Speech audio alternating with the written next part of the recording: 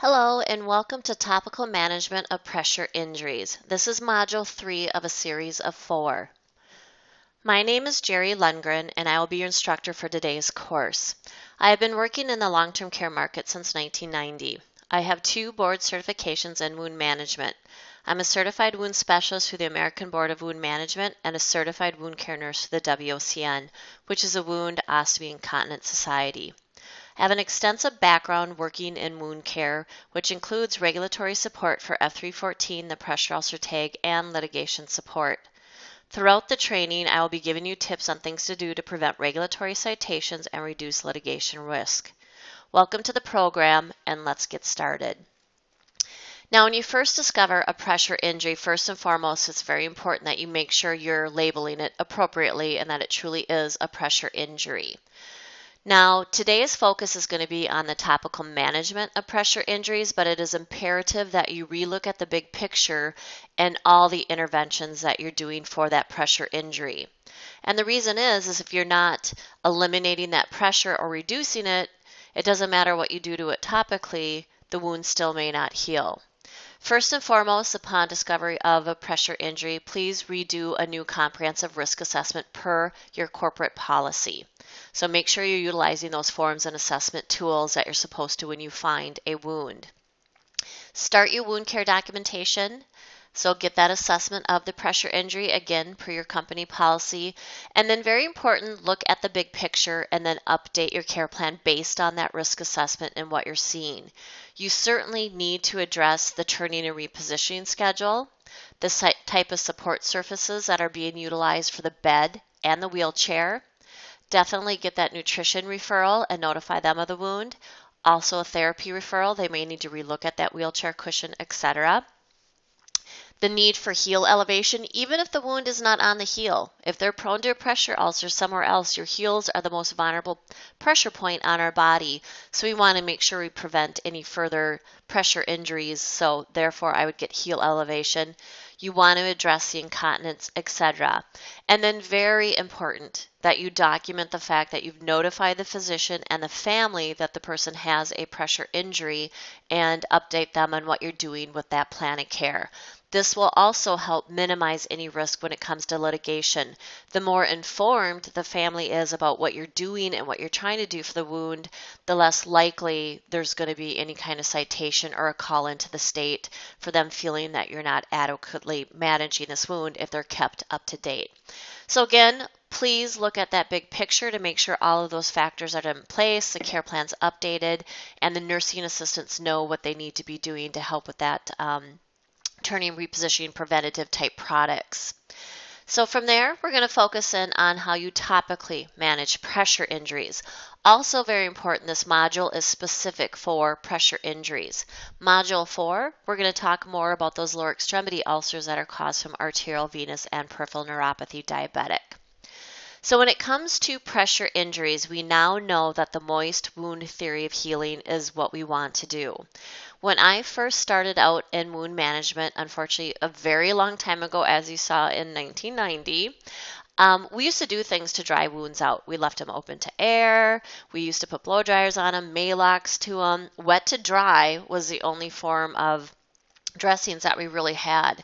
And we now know, I always tease, we now know that wounds heal despite what we do to them, but we know in that dry environment it actually increases the risk for infection. The tissue will die off and it takes a lot longer for the new granulation tissue to try and regenerate in that dry environment.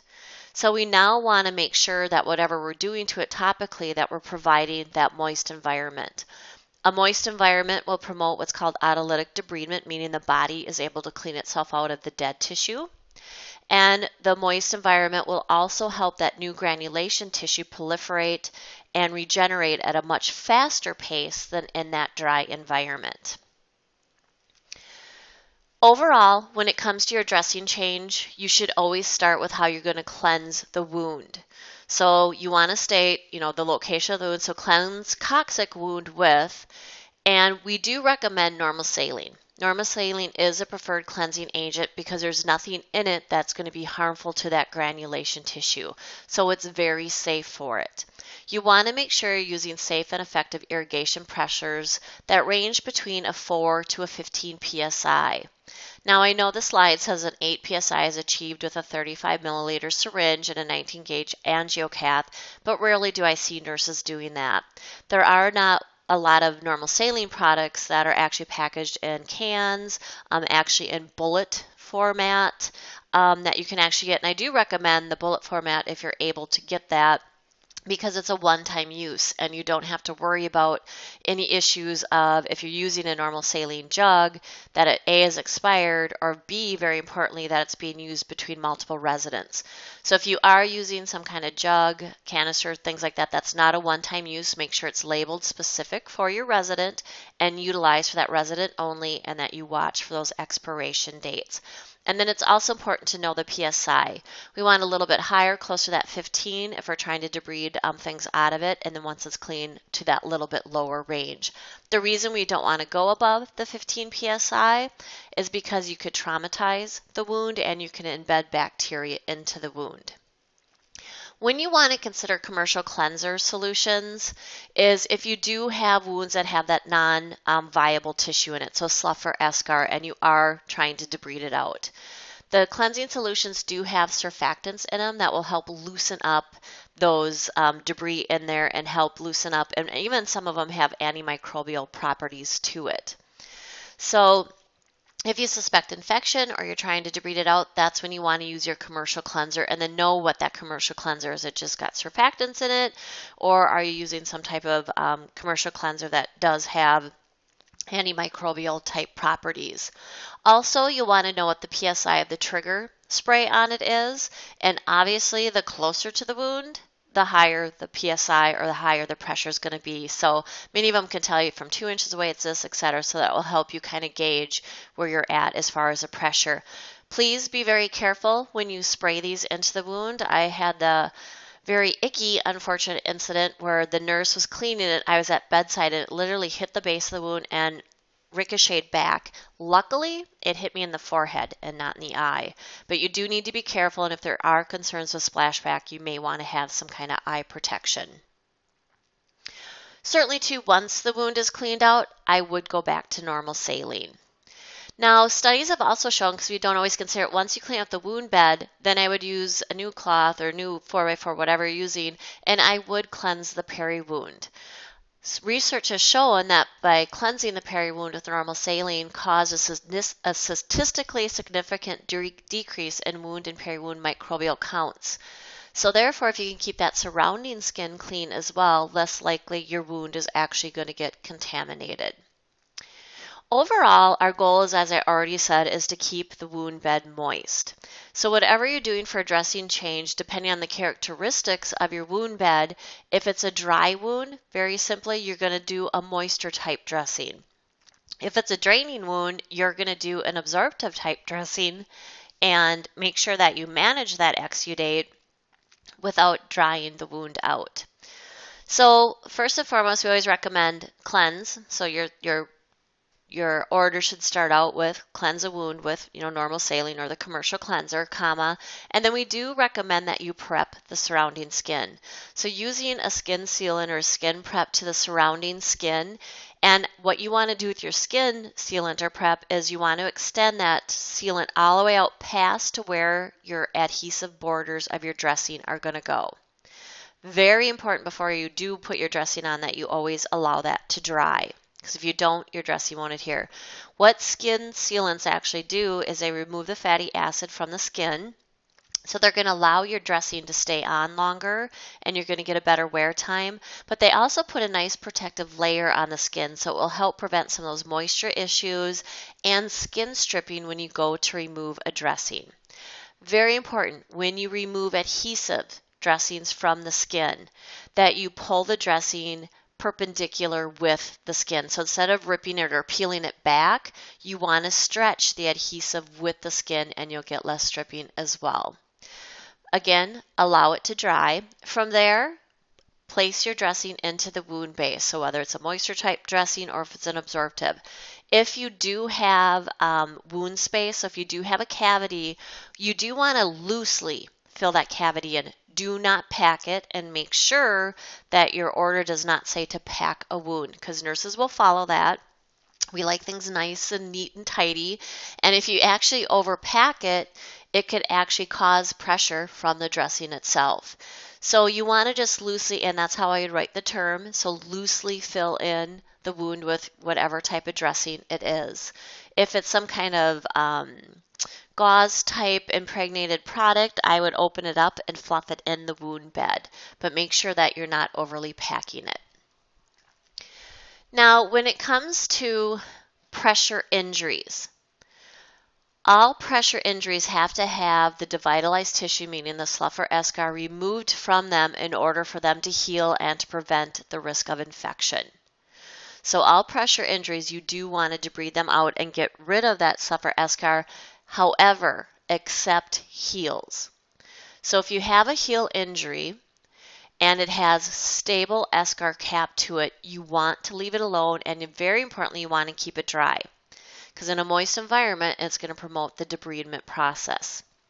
So very simply, if you have that stable eschar cap on the heel, leave it dry. Make sure that the heel is not touching the bed. And when you do heel elevation, the foot doesn't have to be way up in there, especially if they have arterial concerns. Basically, the rule of thumb is if it gets up off the bed so that it only has like maybe a piece of paper can slide under it, again, then it's not actually touching the bed.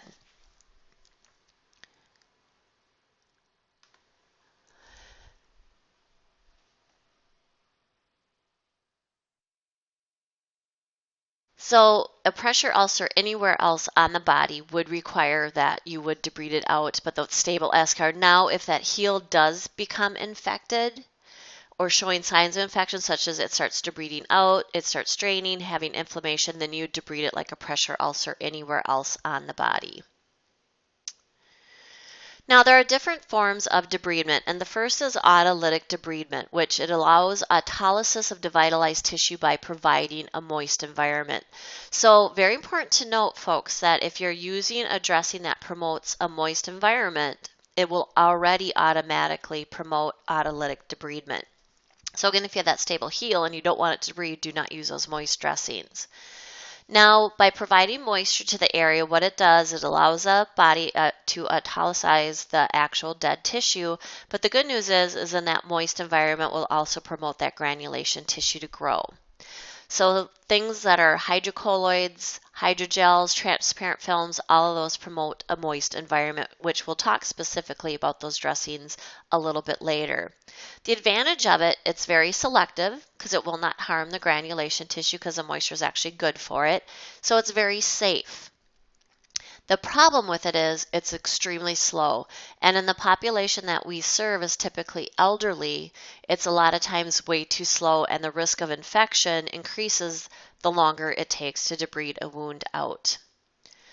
The next option is enzymatic, and enzymatic is actually using a topical debriding agent that actively debrides out a wound. As of the date of this presentation, the only enzymatic debrider on the market right now is the collagenase brand name Santal. Now, Santal is selective and it is very safe, but it is what I would consider a feisty product. When it works very well, but the conditions of the wound have to be appropriate. First of all, how Santal works is it eats away or erodes away the collagen that anchors the eschar or slough to the wound bed. So if it cannot penetrate thick eschar, it won't work. So you might need the eschar to be cross-hatched by your physician or NP in order for the Santal to actually penetrate it and to work. Also, if the pH range of your wound is high, which most wounds you're not going to know what the pH is, but most open wounds, especially if they have devitalized tissue, the pH is too high. So it'll make the product slower to work. So it's better if it works in a lower pH range. One thing you could try with it is to put a topical antibiotic powder down first, because that'll decrease bacterial loads and decrease the pH, and then put the Santal down, and then it might actually work better. Also, when you cleanse or irrigate your wound, you have to make sure that you use normal saline and normal saline only, because commercial cleansers could actually deactivate the Santal. So very important that they always irrigate with normal saline when using Santal. And then lastly, do not use any products with metals in them, such as silver. So if you use a silver dressing in combination with Santal, it again will deactivate the Santal at that point. So very important that you make sure, cleanse it with normal saline, put your Santal so it's in contact with the entire wound base and eschar, and especially around the edges. So if you do have some granulation tissue and then the eschar, it's okay to put on the granulation tissue, because then again it will get to those edges and that anchoring of that slough tissue. Another option, if the Santal is not working for you, is the medical grade honey or Manuka honey. And it's very important to understand that it's a special type of honey. So Manuka honey is from the Leptospermum tree and special bees that interact with it. And then from there it is processed in order to make it medical grade honey. At the end of the day, it still is honey. You literally can eat this product and it's safe. But it is a special type of honey, and it's important that your residents and the family members understand that it's a special type of honey that is medical grade, and they can't just go to the grocery store and buy some honey and put it into the wound. It is not the same thing. Now, several things a medical grade honey will do for you is it will promote a debridement. One of the other things it does too is it will decrease the pH range of your wound. So if your pH is high, that is an environment that will promote bacterial environment to actually live. So if it will decrease the pH range of your wound, therefore decrease the chance for bacteria to grow in your wound, and it will also allow your wound to heal much faster in that lower pH range. It's very good for granulation tissue, so it will stimulate it. So it's one of the few products that as you debride out, it's actually good for the granulation tissue, and it not only debrides, but it also decreases those bacteria loads. As the date of this webinar, currently our FDA does not allow any medical grade manufacturers claim it has antibacterial properties to it. On an international level, they can claim this because there's massive studies out there showing that it does decrease bacteria loads. Your manufacturers of it in the US just can't say that, but I can tell you, because I'm not a manufacturer, that it will help decrease those bacteria loads in your wounds. Now, it will not interfere with blood sugar. So if you do have a diabetic, this is not absorbed systemically, so it will not affect the systemic blood sugar. And the only contraindication if they're actually allergic to honey itself. I get lots of questions, well, they're allergic to bee stings. Well, bee stings, it's the venom that you're actually allergic to, not the honey. So if they're allergic to honey, then I would not use the product. Initially, because the pH range is high, with initial use or the first 2 or 3 uses, they might have a tingling sensation, which should subside over time. But if it does continue, that might be another reason why you might discontinue it. The next form of debridement is mechanical, and I rarely do use this because it's a use of either wet to dry, hydrotherapy, or wound irrigation to mechanically remove the devitalized tissue. It is very important to understand that wet to dry dressings are a form of debridement, and they're not considered a topical dressing, so they are a form of debridement. How wet to dries work is you put the moistened gauze into the wound. The gauze is allowed to dry out and adhere to the tissue, and the way it debrides is you literally have to rip the dressing out in order to debride the tissue. The problem with that is you're all probably cringing. It's non-selective, meaning it will rip out good tissue, bad tissue, can be very painful, and lead to excessive bleeding. If I have a physician that's insistent on wet to dry, I do tell them that most likely your nurse will not do the dressing appropriately because we're humane. Typically what we all do is if it is dry in there, we re-moisten it and we slowly peel it out of the wound and we try not to debride anything. Well, then obviously it's not going to be effective. So many times I'm able to get the physician to order either the medical grade honey or maybe Santal instead. Hydrotherapy, a lot of times therapy used to do this. Hydrotherapy is also non-selective. If you do have that thick piece of eschar, that's when hydrotherapy might be considered. But if they have multiple wounds, do not do it because it will cross-contaminate. And once the eschar starts loosening up, I would stop it because it's also going to debride any granulation tissue that is showing. Most wound irrigations should be done in more of a surgical setting. There was an issue at Johns Hopkins where a wound irrigation pulse lavage system actually caused infection in 11 of their patients throughout the hospital. So very important that it's done more under sterile type situations and by a trained professional. But again, the problem with the mechanical, it is non-selective. So you're going to debride out some good tissue as well as bad. Again, can be very painful for your resident.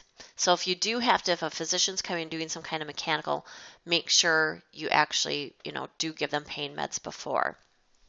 Which leads me to the next form of debridement, which is your sharp or surgical. Very important. Most nurses in most states aren't allowed to do any kind of sharp or blunt debridement. Through the WOCN, I have been trained on how to do blunt debridement, but depending on the state I'm in, I may not be able to do that. So you do need to follow your Nurse Practice Act. Plus, I also do like to do a little caveat. I do feel if you're doing any kind of sharp or surgical debridement that it should be done sterilely, so you don't promote infection, and sometimes that bedside is not always appropriate. Many times it's better to send the resident in so it can be done under that sterile type environment. Also, there's high risk with sharp or surgical that you could nick something that is vascular and lead to bleeding. So again, if you're in that hospital type setting, you have more resources if any issues do occur. When you would want to consider sharp or surgical is if your wound has slough or eschar and if it's showing any signs of infection. So any inflammation on the wound edges, etc. I would notify the physician immediately and state that you want sharp or surgical debridement. It's the fastest form of debridement. This is where when I work a lot of lawsuits, if somebody becomes septic, sepsis happens very quickly. And many times we will actually see that the wound had been showing signs of infection as you're trying to debride it out, and the debridement process is too slow, and therefore the resident eventually becomes systemically infected. So very important, if you're showing signs of infection, I would notify the doctor and request a sharp or surgical debridement at that point. Now, this is the one and only time, too, that we tend to do sterile dressing changes is right after sharp or surgical. So usually up to the first 72 hours, you might be doing a sterile dressing change, and then we go back to clean technique. And the reason we do clean technique is that wounds aren't clean. We have bacteria and flora that grows all over our skin, so it's not a sterile environment per se. That's why we use sterile dressings, but we still do clean technique with that. The next form of debridement is the good old maggot debridement therapy. So if you ever get an order for biological surgical debridement, that means you're getting maggots. And as icky as they sound, they're extremely effective in debriding out wounds. In fact, they're better than a surgeon. Within a 24 up to 48 hour period, they can effectively clean out all of that dead tissue. But why they're even better than a surgeon is they won't harm that granulation tissue, and they can get into nooks and crannies that a surgeon can't without harming that granulation tissue. Plus, there is some evidence that the enzyme that they excrete as they're eating the dead tissue is very good for that granulation tissue. So when you might want to consider maggot debridement therapy is if you have somebody who needs immediate debridement, they're showing signs of infection, but they're not a good surgical candidate. It's a great way for you to be able to keep them in-house and at the bedside for it. The problem with it is it's very, psychologically upsetting to both you and the actual resident. And sometimes if they have too many maggots, they can have the sensation of them. Now, if you do utilize maggot therapy, you are going to be getting sterilized maggots, meaning they can't go on to form into a fly. So they only live a certain amount of time and they don't continue to evolve on. You'll get a special dressing to cover them. It took a while to kind of figure that out so you don't actually suffocate them. But you'd put them in and typically you remove them after a 24 to 48 hour period. You would remove them at that point. With that being said, it may happen that you might get a maggot infestation of a wound that you didn't purposely want to. And I've seen this happen many times. So if you have, for example, we had an incident where a gentleman did have a leg that was very necrotic. He was refusing amputation and he liked to go outside and smoke. Well, flies can get into anything. So unfortunately, flies did get in under his dressing and he did form maggots. When they sent him into the emergency department kind of freaked out and said there's no way you could be doing the dressing changes daily if you got maggots. It's very important to understand that if you do get a maggot infestation, maggots turn into, once they lay their eggs, at our body temperature, they can form into the maggot within 6 to 8 hours is all. So it's very rapidly forming. The good news is even though they're not the quote-unquote sterilized maggots, they do the exact same thing as those. It will not harm the wound. In fact, it's good for the wound. Again, it's just psychologically very upsetting. So just have them removed at that point. I also had a surveyor once try and cite a facility because they saw flies around somebody's foot that had a bad ulcer and was saying that there were flies coming out of the wound.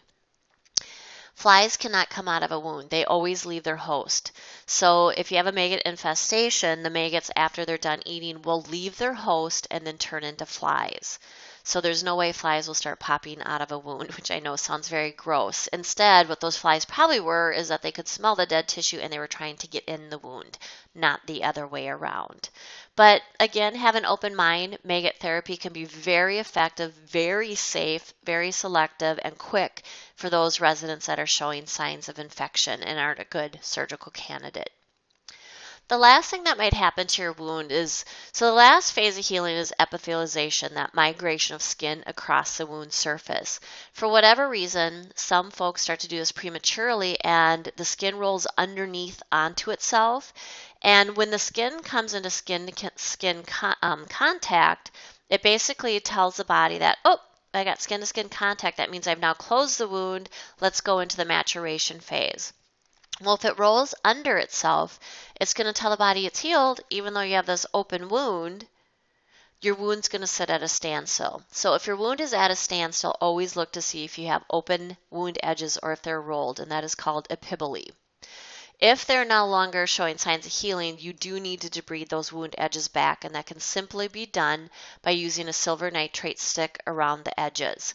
So physician NPs can do it, and even nurses can do that. It's typically not painful, and then I'd write the order as a PRN because if they were prone to rolling once, there's a good chance that they're going to continue to do that. So you might need to continue to reopen the wound edges.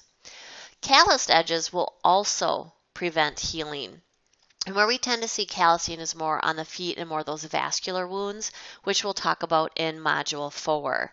But the calloused edges should be shaved back by a trained professional. I've even had issues sometimes where, podiatrists get a little too aggressive, but very important that they should be shaved back by somebody who's trained to do so, such as a podiatrist or a physician. Once they do that, I do recommend that you do some kind of petroleum product to that area to help keep it soft and prevent that callus from reforming. Now, infection. So contamination versus infection. Again, all wounds are contaminated. We just talked about that. So you already are going to have bacteria and flora living in your wound beds. What infection is that bacteria now has embedded itself in that tissue, taken that tissue or that host over, and it's become infected. Infection will delay or completely stop the healing process. Some things overall to consider if you do want to prevent infection, or if somebody does have an infection, you want to stabilize your resident, and you also want to make sure you're preventing infection by doing appropriate dressing changes. In long-term care, F441, as the date of this webinar, has been the #1 cited tag across the country. And a lot of those citations are actually stemming back to watching a nurse do a dressing change and doing it inappropriately. Make sure if the person has multiple wounds, you treat one wound at a time. So don't remove all the dressings on all of them and then go and put them all back on. You need to remove one dressing at a time, finish and complete that entire dressing change, and move on to the next wound. Make sure you wash your hands prior to starting. And once you remove that old dressing, you're going to remove those gloves, and it's very important you sanitize your hands before you don the new gloves on. This is where a lot of the citations are, is people forget to clean their hands in between and just put on new gloves. So very important to sanitize your hands in between. You also want to make sure your resident is stabilized as much as possible. So trying to get the diabetes under control. If they consistently have high blood sugars, that's an environment very conducive for infection. If they're protein calorie malnourished, no matter what you do to it topically, this wound may not heal, and it's going to make them more prone to the infection. You want to make sure the wound is getting good blood supply and perfusion. So again, very appropriate aggressive support surfaces and trying to keep them off the area as much as possible, because obviously if it's a hypoxic situation, the bacteria is going to really thrive with that. So any autoimmune disease, trying to control that, and any immunosuppression. Steroids will suppress the inflammatory response. So if they have high doses of steroids, they're very prone to infection because the body can't go in that inflammatory phase to fight that infection. So localized signs of infection when it comes to pressure injuries, the one and only sign, especially in elderly because they don't have a good inflammatory response and or if they're diabetic, the one and only sign you might see is just lack of signs of healing for 2 weeks. So everything in place is appropriate. You got the right bed, the right wheelchair, they're eating. The topical treatment seems very appropriate for the characteristics of your wound, and it's just not healing. Could be the one and only indicator that your pressure injury is infected. From there, they could have what's called friable granulation tissue. So if the wound has granulation tissue in it, but the granulation tissue is overtly beefy red, it bleeds a lot, and sometimes the consistency is kind of mushy or stringy-like in consistency, and the wound is not showing progress, that may mean that your granulation tissue is actually infected, and it's called friable granulation tissue. So really watch for that overtly beefy red bleeding tissue that's not showing signs of healing. Certainly if there is an increase in malodor after the dressing has been removed. So again, if there is drainage that sits on a dressing over a period of time will have an associated odor with it. Do not count that. What you want to do is remove the dressing, irrigate the wound out, and if the wound does have a malodor to it and is not showing signs of healing, there is a potential it is infected. However, if there is an odor, but it's showing signs of healing, I would just really monitor it, but at that point it most likely isn't infected. If they start complaining of pain, positional pain, or pain at the ulcer site, not associated with dressing change. Very normal to have pain with dressing changes, and please pre-medicate before you're doing those dressing changes for those folks that do experience pain during that dressing change. But if they have that positional pain or breakthrough pain in the ulcer site, could be a sign of infection. Obviously, if there's increased heat in the tissue that surrounds the ulcer, are signs of cellulitis. If all of a sudden the wound starts draining copious amounts and it's not associated, so if you're bleeding a wound out, we expect it to have a lot of drainage because all that dead tissue is coming out. But if it starts becoming copious amounts of drainage or unmanageable drainage, that could be a sign of infection, especially if your wound's not showing signs of healing. An ominous change in the nature of the wound, so it was looking good, doing fine, and also now you have new bloody or purulent drainage all of a sudden, or all of a sudden you have a rapid formation of slough or eschar. All could be signs of deterioration or infection. If you get pocketing or bridging in the wound, or gas bubbles around those wound edges, and then you might want to suspect osteomyelitis. So osteomyelitis is the infection of the bone. So if the bone is visible or palpable, bone feels rough or soft, or if the wound is not healing, I would suspect osteomyelitis. There's an 86% predictability of osteomyelitis in a wound if the wound bone has been visible or palpable with that wound. So high potential for that wound to become infected. Osteomyelitis is feisty. Where you might want to suspect osteomyelitis is if you did have a wound that had that palpable exposed bone and it went on, it's healing, all of a sudden it declines. And then it starts healing again and it declines. or it drains copious amounts of serous sanguineous drainage and is not healing.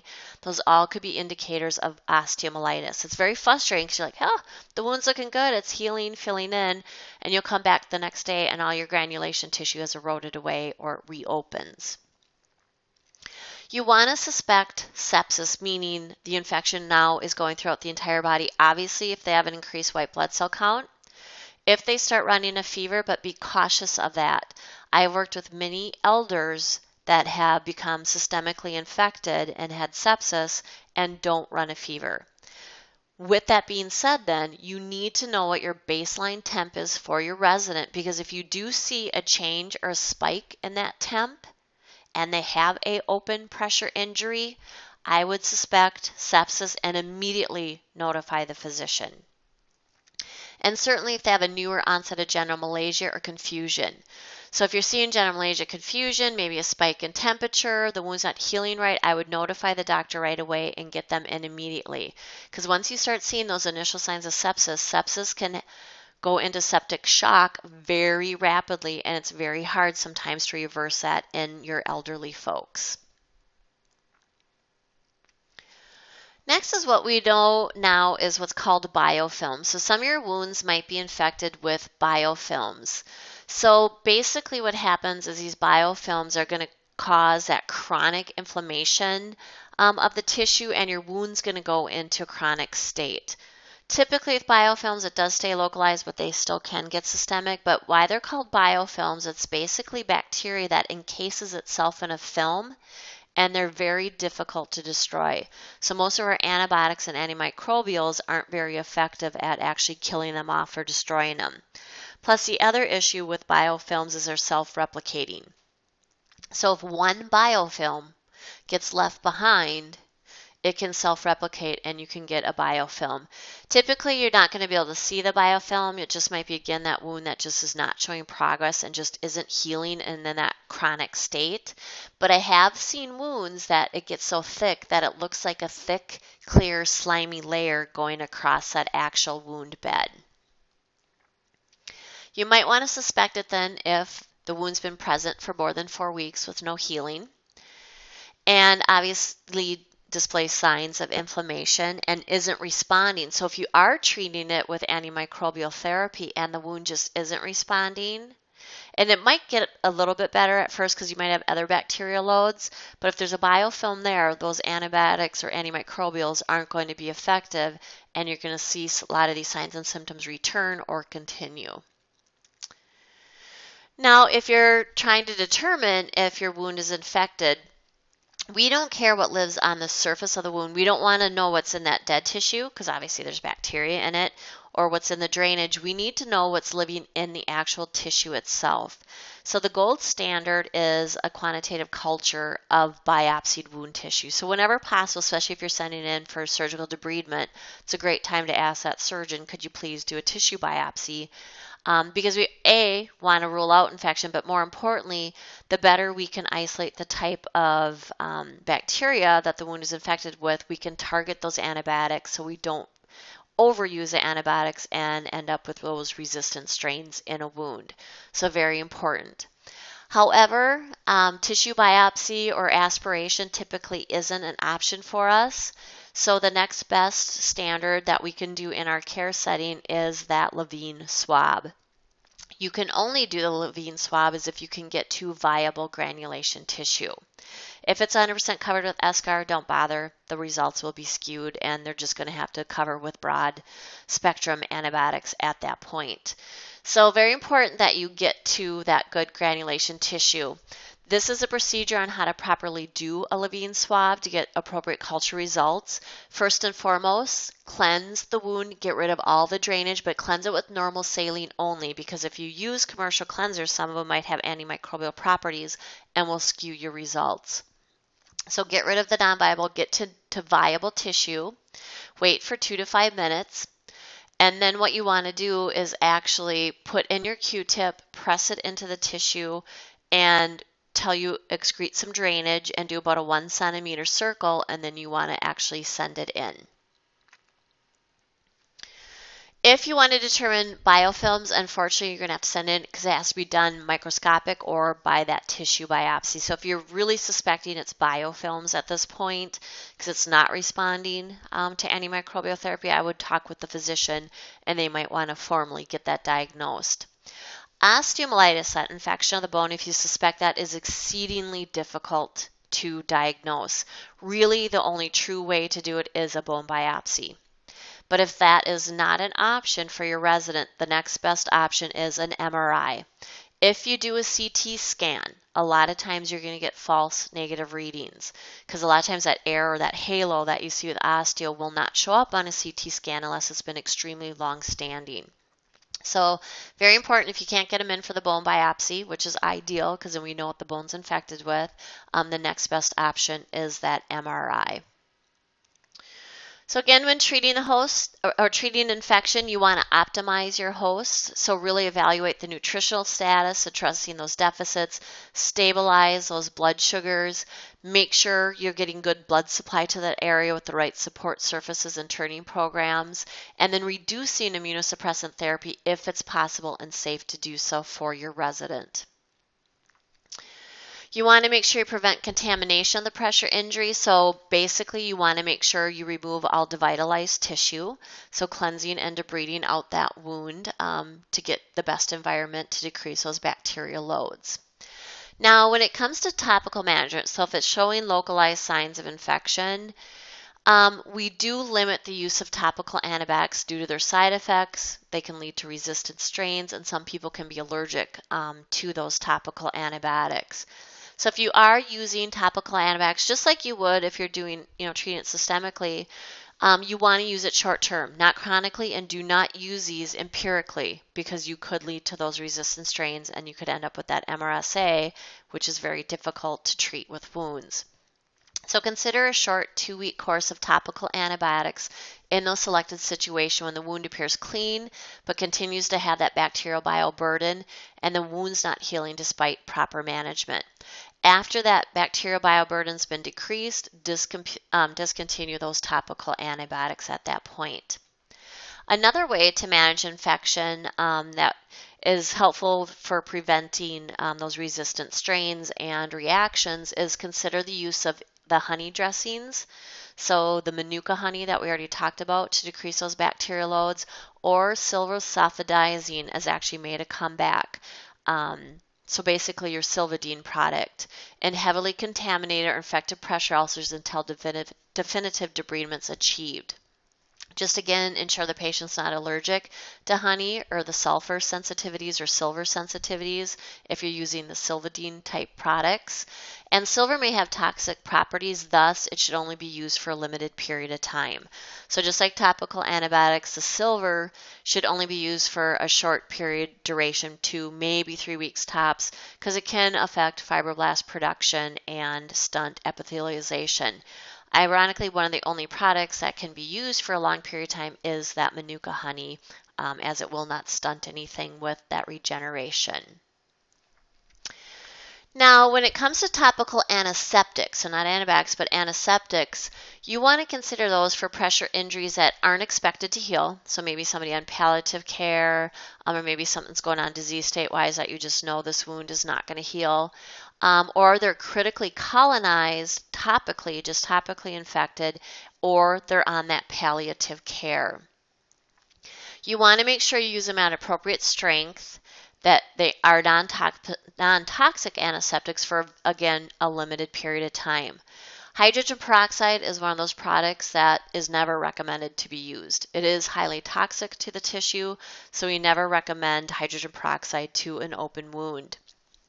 Iodine products should be avoided in residents with impaired renal failure and history of thyroid disorders or known sensitivities, and I don't recommend straight betadine or iodine products. We'll talk about cadextrin iodine in just a little bit here. Dakin solution or sodium hypochlorite should be used with caution, concentrations of no greater than the 0.025% for short periods when no other options are available. Dakin's is very effective, you guys, if you do have that palliative patient, especially if it's a cancer or tumor area that's having malodors, that's one and only time that I will use Dakin solution longer than a 2-day period. If I'm suspecting high bacteria loads and we're having difficulty getting things under control, that's when I might use Dakin solutions for maybe 2 days, 2 to 3 days, and then go to our antibiotics, whatever. But the one and only time that sometimes I might use it a little bit longer is that palliative type situation. So commonly used antiseptics in wounds include that iodine compound such as povidone iodine and slow-release cadexamer iodine. So if you're using cadexamer iodine, basically what it is that cadexamer is an absorptive agent where it's the iodine's at a 0.9%.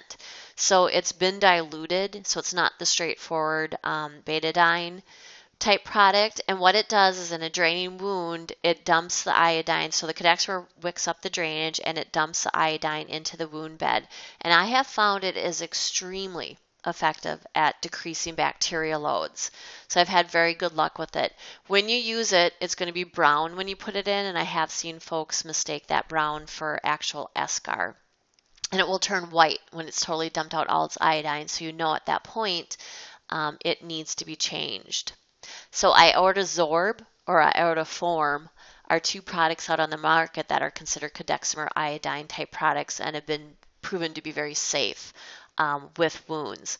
Certainly any of your products containing silver, it is important to note with your nurses that if your product has AG, so the acronym AG behind it, that is the symbol for silver, and silver can be impregnated into all different types of dressings. So you want to make sure when you're grabbing your calcium alginate off the shelf or your foam dressing that you're not grabbing one with silver if they don't need it.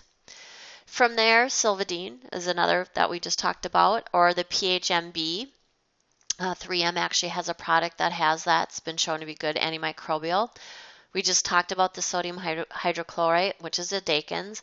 And if you do suspect Pseudomonas or S. aureus, Staph aureus, acetic acid is actually very effective against that. And Pseudomonas has that seafoam green, definite sweet odor to it. If you're experiencing that, and I see that a lot in my hospice type clients, acetic acid is very good at getting that under control.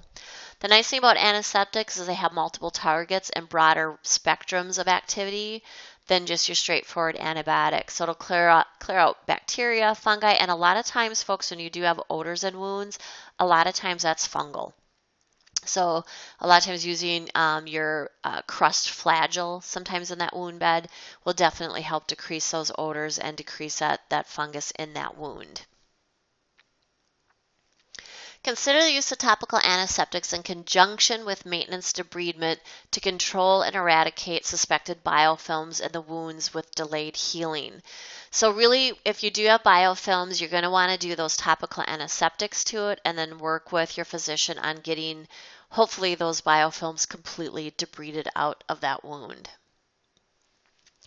If you have signs of systemic infection, you want to manage that systemically, obviously. If you have positive blood cultures, and the way we know if the wound causes sepsis is if what's growing in the wound matches the blood cultures, obviously that is a causative factor. If you're seeing cellulitis, so that inflammation, irritation, infection of the skin, fasciitis, which is the infection of the muscle, osteomyelitis, infection of the bone. If you have a systemic inflammatory response syndrome, which is that rapid onset of sepsis, and obviously if they're in that septic state. Now, when it comes to topically manage it, when it comes to dressing, so as we just discussed with straightforward pressure ulcers, we want to debride them out of devitalized tissue unless it's that stable heel eschar. We want to either reduce or prevent infection. Again, do not use products empirically. Just do good, clean dressing techniques with it. And then if it does become infected, you want to treat it appropriately. But from there, we need to decide what we're going to actually cover it with. Very important that you understand the major categories versus trying to memorize every name brand. I travel on a national level, and it's interesting because different areas of the country use different types of products. So I'm constantly coming across different name brands and different names for the products. What I'm going to teach you today is a category name such as foam or hydrocolloid. So that way when you pick up these name brand products, you can say, oh, okay, it's a hydrocolloid. It's also very important that when you order things, I would recommend that you write it by category hydrocolloid. And then from there, follow your company's policy on what name brands you actually use. So that way, instead of saying use a leave-in foam, because your company might use a different kind, or you might be using a leave-in foam, but your company changes products, well, now you aren't following your order if you put a different type of foam on there, even though they're equivalent or similar, I should say, type products in the same category. So if you simply state foam, that allows you some flexibility with the name brand product you're going to use, especially if you're going to use changes. But very important to follow your corporate policy on the products that they are selecting, because that'll affect cost factors and things like that. It's very important that no one dressing will work with all wounds, and as your wound changes, so will your topical management. You might start out with a gaping wound that has a lot of drainage, so you're using absorptive type dressings, but as it fills in, it might stop draining and actually need moisture put back into it. So again, that's where that assessment is so important. So that module 2 on how to assess your pressure ulcer is important, because it's going to help you determine that, oh, the wound's no longer draining, I might need to actually change the dressing at this point. When selecting a dressing, you want to consider all those things, so that's where that bedside assessment's important. So once you do your assessment, you got to determine, do I have dead tissue that needs to be debrided? Am I seeing signs of infection that I need to deal with? Is it draining or is it dry? Do I have macerated wound edges that I need to actually protect? All those things come into play when you're trying to determine what you're going to do topically, and that'll kind of help you systematically determine what you want to do to topically. Okay, I need debridement, so I'm going to put a debridement agent down, but I got a lot of drainage, so I'll put an absorptive dressing with that, and then my cover dressing. If you do have macerated wound edges, make sure you're using the right absorptive product. So it might not be aggressive, or if you're using a moist product like a hydrogel, you might be using too much. So first look at that. If you're still getting maceration, just simply protect those wound edges with whatever you normally use for a barrier ointment to protect from incontinence. So just paint those edges that are macerated with that, and then make sure your adhesive border extends past that. Now, when it comes to dry wounds that are non-draining and need a moist environment, the 3 major categories in that are transparent films, hydrocolloids, and hydrogels. Because they provide a moist environment, all of these promote autolytic debridement. Therefore, if you don't want your wound to debride, do not use these products, such as that stable heel ulcer. You would not want to cover them with any one of these products because it will lead to that debridement process. First is a transparent film. So transparent films, I always tease, they look like saran wrap, so they're see-through. Nurses hate them because they're hard to actually get on, but we also love them because the fun part about a transparent film is you can see through them, so you can see what's going on with that wound bed. When you would use a transparent film is when it's a superficial wound that is not draining. What's great about them is they will protect from outside contaminants, so they will help protect infection. But the flip side of it is if your wound has a known infection, I would not cover it with a transparent film. They are considered semi-occlusive, so they have some breathability, but they will promote that anaerobic growth. So if you start using a transparent film, there's a good probability it will help prevent that infection, but if it is infected, do not use it. They're also good too, they will prevent any moisture from getting in. So if the person is incontinent, it will prevent that urine or feces from getting into the wound. So again, this wound has to be very superficial. One of the issues with transparent films is they can strip the skin upon removal.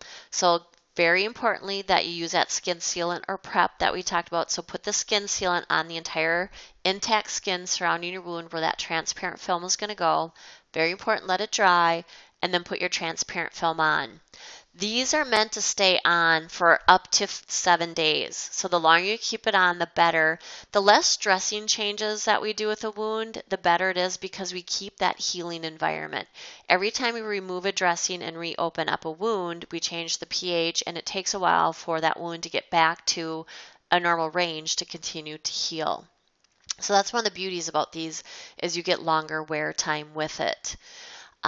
When you go to remove it, make sure that you stretch it perpendicular with the skin and don't actually peel it back. If your wound starts having drainage, this dressing will no longer be appropriate because it's not going to be able to manage that drainage. Do not use these wounds, as I already said, on infected wounds, arterial injuries, third-degree burns, or with that fragile peri wound skin. Sometimes if they do that fragile peri wound skin, if you do that skin sealant, that might actually solve that. The next category is your hydrocolloids. So this is what they actually look like. When you want to use these, now these are considered completely occlusive. So they are great on preventing infection, just like your transparent films, but again, if the wound is showing signs of infection, you wouldn't want to cover it with a hydrocolloid.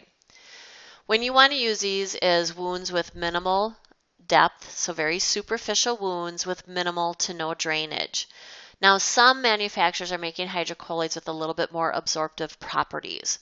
So if it does have some drainage and it seems appropriate for a hydrocolloid, go ahead and try it. But if the dressing is sliding off or falling off in a day, that's telling you it can't handle the drainage and that you need to go to a more absorptive product. The other thing is what these will do is they will melt down. So very important when you go to remove the dressing wherever that wound bed is open, that hydrocolloid will liquefy, so it'll have that yellow, almost purulent appearance. So making sure that you understand the difference between the actual drainage and what's actual meltdown of the product. These are great to use in areas where the person is exposed to urine or feces, so anywhere on that buttocks, sacrococcyx area, these products work very well. Now, nurses either love or hate them because they are a little feisty when you're trying to put them on, but if you get them on appropriately, a lot of times they can stay on, and these are meant to stay on anywhere from 3 up to 7 days, and the longer wear time, the better. I usually recommend it up to 7 days, and then all of my orders, I always put at the end and PRN for dislodgement or leakage. So if it comes off before then, you can go ahead and actually change it. How these work best is why it's in the product. The product has to be warmed up in order for the adhesives to work. So why it's in the product or in the package, warm it up with your hands and get it so it's nice and pliable. Always use a skin sealant or prep with this. So extending it where that hydrocolloid is going to go. Again, allow that skin sealant to heal. And then put it onto the skin and conform it to the skin and warm it up to the skin and make sure you get a good seal. If you do that, hopefully that'll prevent it from rolling off and coming off earlier. Precautions, again, are that infected wounds. Again, if there's too much exudate, it's not going to handle it. If you have wounds with depth, tunnels, or cavities, it's not going to fill it in. Again, these are more for superficial wounds. If you do have that fragile peri wound skin, again, if you use those skin sealants, that might help with that and with third-degree burns.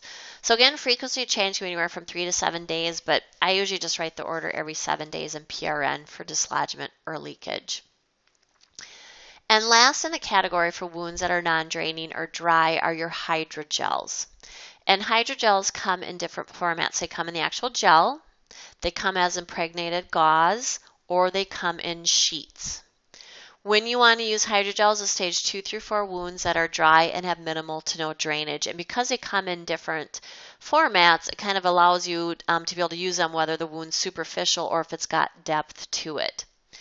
If it's superficial, I do recommend you could just do just the hydrogel, or if you use the sheets, cut the sheet to fit the wound base only, because if you get it onto the skin, it's going to macerate the skin.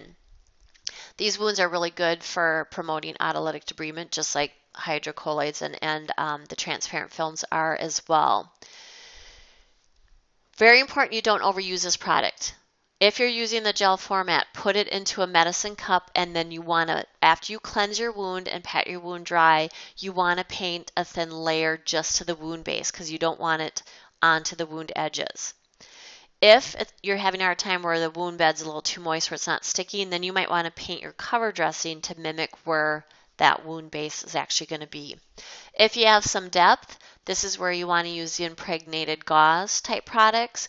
If you don't already have prepackaged hydrogel gauze type products, it's just as effective and very cost effective actually to impregnate sterile gauze with the hydrogel and just fluff it into that wound bed. If your wound starts having drainage, you want to stop using the product. And again, just really watching for that maceration for that surrounding skin. Depending on how dry and demanding your wound is, typically I start this daily. If when you go to do your dressing change, if the hydrogel is still staying moist in it, you might be able to go up to 3 times per week or extend that wear time, just depending on how dry that wound is. But typically, it's going to be daily. Opposite of those is dressings for wounds with drainage, and the primary categories for this are foams or calcium alginates or the hydrofibers, which are synthetically made. So here's a picture. This is our foam dressings. They come in adhesive or non-adhesive formats. These are good for stage 1 for protection, a little bit expensive sometimes, maybe just use an ABD to pad that area. But these are good for moderate to heavy exudating superficial wounds, or they're also good as a cover dressing so on those wounds that might have depth that have some kind of absorptive product put into it. Foams make a great cover dressing because it might help extend your actual wear time. They're safe to use on infected wounds. And if the person has really fragile skin, you can use a non-adhesive format if it's on an extremity and just simply wrap it with your Curlex and secure the tape to the Curlex. If they do get a sensitivity to the adhesives, and foams are the most notorious for having adhesive dermatitis, they do come in silicone adhesive formats. So when you'd want to consider the silicone adhesive foams is if you have somebody that was A, either allergic to the adhesive, or B, they're very sensitive to skin stripping, such as your palliative care type resident. That's when you'd want to consider silicone. The only problem with it is they're great products. They adhere very nicely. They're so kind to the skin that once your nurses use it, you never want to go back to the regular foam, but they are more expensive, so making sure it's very appropriate to use that silicone foam. If the wound stops draining, nurses love foams because they're so easy to work with and that they have that nice padding to them. But if you go to pull the dressing off, or I shouldn't say pull, take the dressing off, if it's dry or starting to scab up, it's no longer an appropriate dressing and you might need to go to like a hydrocolloid, hydrogel, or transparent film depending on what's going on with that wound. Typically, because these wounds are draining, you usually have to start with everyday dressing changes, but if it's managing the exudate and staying intact, sometimes these can go up to 3 times per week. Next is your calcium alginates, and calcium alginates are synthetically made, or not, are they're actually made, they're not synthetic, they're made via out of seaweed. They're very natural with the body, and I always tease it kind of remind me of insulation in consistency. When you put them in, they're going to be dry like this, but what their goal is to do is to manage the exudate. So they want to wick up the exudate, but they're going to turn into a gelatinous format. So they're not only going to manage that drainage, but they're going to become moist and keep that moist environment for you. And that's very important because I've had nurses when they go to do the dressing change think the calcium alginate is slough in the wound bed. So you want to make sure it's completely cleaned out. When you want to use these is stage 2 through 4 wounds with moderate to heavy drainage. They can be used with contaminated or infected wounds, so there's nothing in them that's going to interact or potentiate infection, and most infected wounds are draining heavily, so you want to use those calcium alginates. Now, calcium alginates, if the fibers are left behind, they will be naturally absorbed by the body, but it's certainly not a good idea to be leaving big chunks of it behind, etc. So A, make sure you always clean the wound out, but if you do have tunnels, that's when your hydrofibers might want to be used that have stitching in them. For example, the Aquacel rope has stitching in it, so it's very easily retrieved. So that's when you might want to consider that type of product. Again, if the wound stops draining, don't use these. So if you go to do the dressing change and that calcium alginate still is dry, it's no longer appropriate for that. Make sure you don't overpack these because it will expand as it absorbs up that drainage. You will need a secondary cover dressing. Again, foams is a great secondary because it will help with hopefully keeping that dressing intact for a longer period of time. And then as we discussed, irrigate it out of that wound base. Typically, again, because these are draining, you're going to have to do these daily. But if the drainage is being managed really well and it's staying into that gelatinous consistency, keeping your wound bed moist, you might be able to extend it to every other day or longer, depending on what the wound is doing. Next, if you have a chronic wound. So now you have a pressure injury that is in that chronic state. You're going to want to rule out several things to determine why it's in the chronic state.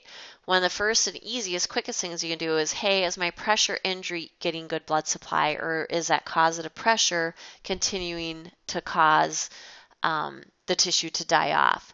So getting aggressive with those support surfaces, both in the bed and the wheelchair.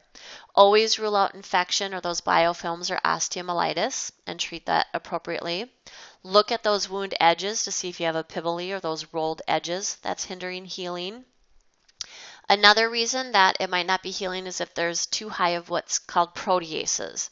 Now, proteases will eat collagen, and if the levels get too high, the new collagen your wound is trying to promote to heal, it will just eat it off and your wound will become in a chronic state. There is a test out there to test for proteases. However, at the date of this webinar, it's not allowed to be used in the US yet, so you won't know. So it's kind of hit and miss. So if your wound's looking clean, so it's clean, everything, it's getting good circulation, it's not infected, it's just not healing, that's when you might want to consider your collagen dressings. What collagen dressings do is they act as a sacrificial host, and the proteases eat the dressing and not the wound. When you put these in, I always see they kind of feel almost styrofoamy. You need to make sure the collagen comes into direct contact with your wound bed. And if there's slough or eschar, these will not work. So again, it has to be a clean, viable wound bed. You want to cut it to fit the wound bed base and make sure it comes into contact. If you leave any out that hits the skin and the surrounding tissue, it will dry out and it's really hard to get off of the skin. Usually won't hurt it, but you can strip the skin trying to get it off because it will stick to it like glue. What you're going to see is that it's going to appear that the collagen melts or disappears over time into the wound bed. What's actually happening is those proteases are eating the collagen. Initially, if the proteases are high, I would start with daily, where you take the cover dressing off. If you still can see the collagen dressing, I would just simply put a new dressing back on it. I'd only change it or put a new collagen in once it's been completely melted. The other reason that your wound might be in a chronic state is the pH is too high. So whenever we have an open area, the likelihood of the pH to be high or alkaline is very probable. And we now know that can send it into that chronic state, and it also can promote that bacterial. So that's where, again, that Manuka honey that we already talked about might be a good potential. So it's going to be trial and error. If the proteases, if it's not melting, the collagen's not melting, or the wound's not showing progress, that's when you might maybe want to try that Manuka honey at that point. From there, if those aren't working, that's when we go to adjunctive therapies. Now, E-Stim has been one of the most studied products out there and is shown to be very effective in healing chronic wounds. Typically, your therapists are trained on it, so I would talk with your therapy department and start working with them. So if you have those chronic wounds that are not showing good progress, that's when E-Stim might come into play. You just need to make sure you do not use any silver products or metal products when they're doing E-Stim, because you can actually burn the resident. Another option, especially if you have a large surface area or large open area of a wound, that's when your negative pressure wound therapy should be considered. The larger the wound, the longer it's going to take for those cells to generate, and it's very hard for the body to contract that wound, and that's where negative pressure comes into play. I always tease, nurses always just give me the dirty look when I say, you know what, I'm really sorry, but I think this wound does need negative pressure. Use negative pressure when the wound's been cleaned out, free of infection, and again is very large. Make sure you follow the manufacturer's instructions on how to use it and the appropriate products with that manufacturer's type product with it. You might see in this picture here the green foam. One difference between the green and the black foam is one of the potential side effects or risks of negative pressure is bleed out. And the nice thing about the green foam is you will be able to see if a lot of blood is actually coming out or if you're having a bleed out type situation. But you want to consider the negative pressure wound therapy when you've got those large wounds that need to be approximated. The faster we can heal the wound, the lower the risk it is for that resident becoming septic or having that wound decline. So it's well worth it, and it can be more cost effective in the long run to actually use that negative pressure wound therapy than to try and get the wound to fill in and contract on its own. I just have some good resources, websites for you, and resources that are available. The first one listed, the WOCN.org. You don't have to be a member in order to go to their wound store and to buy their manuals on pressure injury, arterial wounds, venous wounds, and peripheral neuropathy, and I highly recommend you get them. They're updated every 5 years, and they are considered standard of practice. NPUAP is also listed for you on here, and I would also watch their website for updates on definitions, terminologies, or anything to do with pressure injuries. This is my contact information. If you do have questions on this module and would like some things clarified, please feel free to reach out to me.